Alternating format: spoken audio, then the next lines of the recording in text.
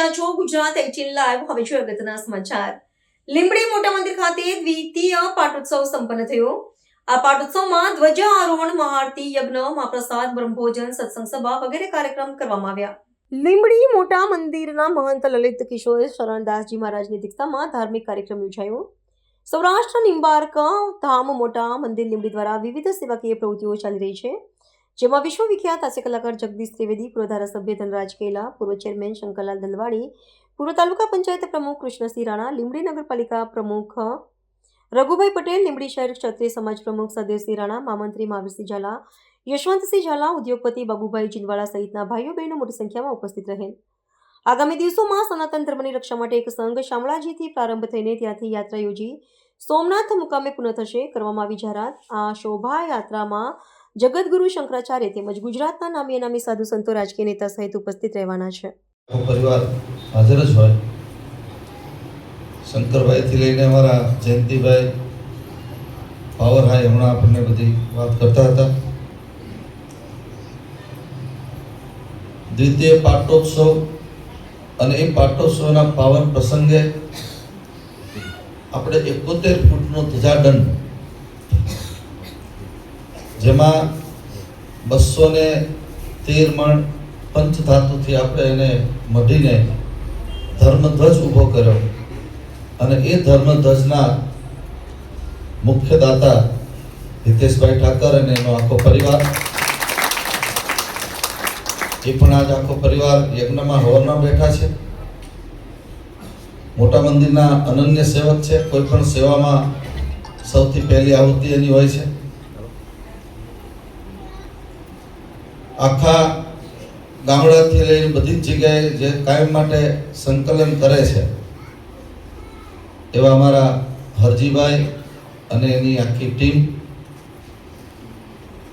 ગુરુ પૂર્ણિમાનો આવતો અવસર, એના જે મુખ્ય યજમાન છે દિલીપસિંહજી,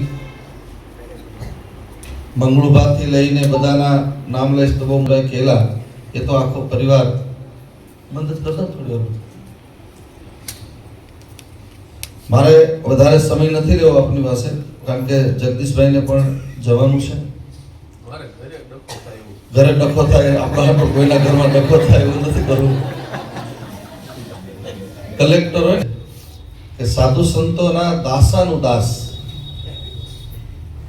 ખબર નહીં એના માતા પિતાની પૂર્વજોની કેટલી પુણ્યાઈ 51 વર્ષમાં પ્રવેશ કર્યા પછીની બધી જ આવક શિક્ષણ અને આરોગ્ય માટે એને અર્પણ કરવાનું નક્કી કર્યું. મહારાજ બાપુ અને અમે સુરેન્દ્રનગરને ફંક્શનમાં તે ઘણીવાર તલગાજણામાં ભેગા હોય. સંકલ્પ તો માત્ર 11 કરોડનો હતો. 11 કરોડ હું આપીશ, નહીં જો થાય તો ઘરને વેચ, મારા દાગીના બેંકના વેચી દઈશું, પૂરું કરશું. એના બદલે અત્યારે 21-22 કરોડે પહોંચ્યા છે. ધર્મની ગાડી ઘણીવાર આપણે એમ માનતા હું હોય તો જ થાય, હું કહું એમ જ થવું જોઈએ. ઘણા લોકો આવી રીતે સેવા કરતા હોય, ત્યાં બધું કરતા હોય છે. જય શ્રી ગોપાલ. સૌરાષ્ટ્ર નિંબાર્ક ધામ મોટા મંદિર લીંબડીનો નૂતન મંદિરનો આજે દ્વિતીય પાટોત્સવ ખૂબ જ ધામધૂમપૂર્વક ઉજવવામાં આવ્યો. અમારા ખૂબ જ હરિભક્તો ભાઈ બહેનો છે, પરંતુ સીમિત અવસ્થામાં એટલા માટે કે સામેના ભાગમાં બાલકૃષ્ણ ભવનનું ડેમોનેશન ચાલી રહ્યું છે, એટલે વધારે કોઈને બોલાવ્યા નથી. પરંતુ 71 ફૂટ ધજાદંડનું પૂજન, યજ્ઞ સાથે આયોજન ખૂબ જ સારી રીતે પૂરું કરવામાં આવ્યું છે. મોટા મંદિર સનાતન ધર્મ માટે, સનાતનની રક્ષા માટે 24 કલાક બધાની પોતાની તન મન ધનની શક્તિથી કામ કરી રહ્યું છે. સામેના ભાગમાં બાલકૃષ્ણ ભવનમાં અમે 1500 માણસ બેસી શકે એવો કથા હોલ, મહેમાનો માટે, સંતો માટે આવાસ 20 રૂમ અને 10 બેડની ઓપીડી હોસ્પિટલ એનું આયોજન કર્યું છે. અને એ આયોજનના જાહેરાત પણ આજે થઈ છે અને હવે ધીરે ધીરે એની બધી આગળની વ્યવસ્થા થશે. રોટલો અને ઓટલાની જે આપણી સંસ્કૃતિ છે, મોટા મંદિરમાં 200 વર્ષથી એનું ક્ષેત્ર ચાલે છે, પણ અત્યારે અમે ખૂબ એને વિકાસ કરીને નાનામાં નાનો માણસ રાત્રે 12 વાગે આવે તો પણ ભૂખ્યો ન જાય એની વ્યવસ્થા કરીએ છીએ. નાના બાળકો, સાધુ બ્રાહ્મણના દીકરાઓને સંસ્કૃતથી લઈને વેદ વેદાંત સુધી ભણાવવાનું કામ અને શિક્ષણ અને આરોગ્ય માટે આદિવાસી એરિયામાં જે બિછોડેલા આપણા ભાઈઓ બહેનો છે એની દરેક પ્રકારના ઉત્કર્ષ માટે મોટા મંદિરના સમસ્ત સેવક પરિવાર ટ્રસ્ટીશ્રીઓ રાત દિવસ એક કરીને કામ કરી રહ્યા છે. એનો આનંદ છે. આવતા પાટોત્સવમાં કદાચ ભગવાન જગતગુરુ શ્રીજી મહારાજની કથા પણ શક્ય બને અને આખું લીંબડી વળી પાછળ ધર્મના રંગે રંગાય એ ભાવના સાથે લીંબડીની આસપાસની બધી જનતાને હું ખૂબ ખૂબ પાટોત્સવ નિમિત્તે શુભકામના આપું છું. બધાને જય સિયારામ, જય શ્રી ગોપાલ.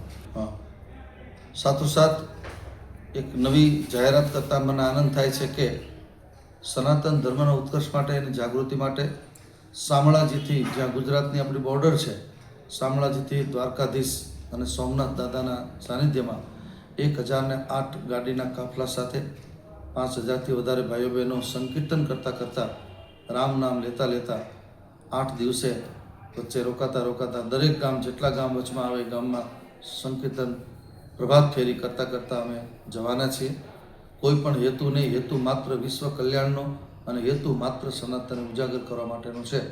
બધા જ શિષ્યસ્થ સંતો, રાજકીય મહાનુભાવો, ગુજરાત સરકારથી લઈને સાધુ સંતો બધા જ આ યાત્રામાં ખૂબ જ ભાવપૂર્ણ સ્થિતિમાં જોડાવાના છે. બધાને આમંત્રણ આપવાનું છે અને બધા ખૂબ જ ઉત્સુકતાથી રાહ જોઈ રહ્યા છે. દિવાળી પછીનો જે સમય નક્કી થશે, મોટા સંતો અને રાજકીય મહાનુભાવો જે સમય આપે એ તારીખ હવે પછીના સમયમાં અમે નક્કી કરશું.